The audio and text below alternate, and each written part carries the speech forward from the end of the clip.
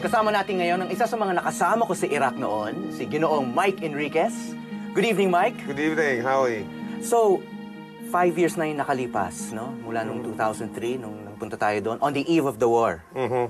Anong naalala mo dun sa mood ng mga kapwa nating media? Kasi nag-aabang tayong lahat ng gera, di ba? Yun ang mood, nag-aabang, naghihintay. Sa wikang Ingles, expectant. Fox News, CNN, kasama na ang GMA Network ng Pilipinas. Dahil alam na ng buong mundo noon na yung mga Amerikano, naman noon yung mga Amerikano nasa norte na eh. Gusto nilang pumasok sa norte, dadaan sila ng Turkey. Hindi lang pumayag yung parliament ng Turkey. Kaya yung mga Amerikano napilitang umikot at dun sa kabila pumasok.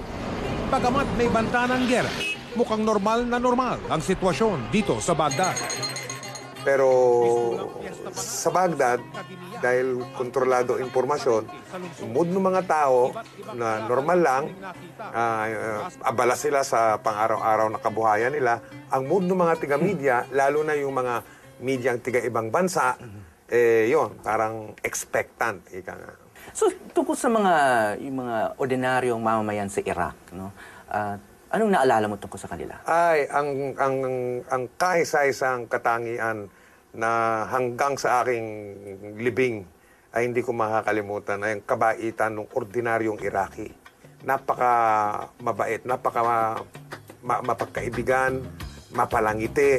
Kaya nung gera na at hanggang ngayon sa nangyayari sa Iraq, nalulungkot ako ng sobra dahil hindi ko akalain na ang isang lipunan, isang kultura, isang mga taong bayan katulad nila, mauuwi sa nangyayari ngayon dun sa kanila.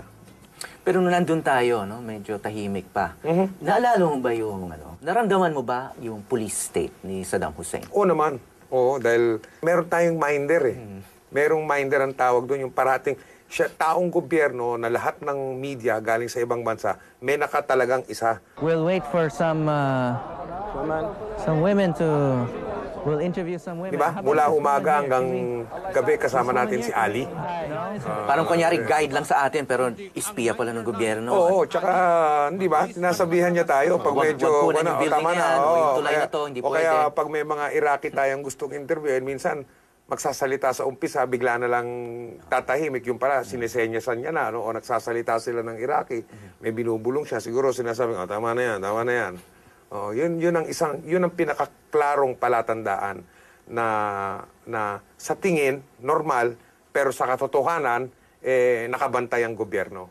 Ngayon nga yung mga nagpapatayan yung mga iba't ibang grupo nga sa loob mismo ng Iraq, no? Pero noon, bago nag-umpisa yung gera, naramdaman mo ba na may tensyon yung mga iba't ibang grupo na yan? Yung iba-ibang lahi, yung iba-ibang grupo, Yung wala. Sunni, yung Shiite, Kurd. Nagpunta pa tayo sa simbahan noon, di ba? May mga Katoliko rin doon. May misa, nakimisa pa tayo doon, nagsimba pa tayo doon, may seminaryo, Katoliko, Muslim, Kristiyano, Shiite, Sunni. Walang tinatawag sa wikang English, walang distinction.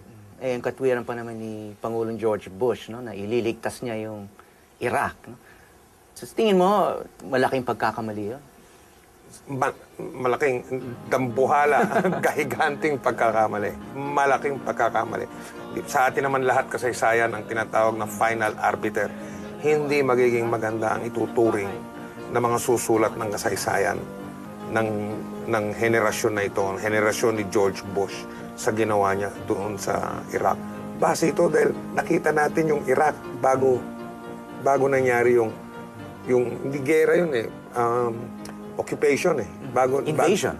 Bago nangyari yung pananakop. Di ba? Yung pakikialam at nakikita natin sila ngayon eh. So, malaking pagkakamali. Maraming salamat, Mike.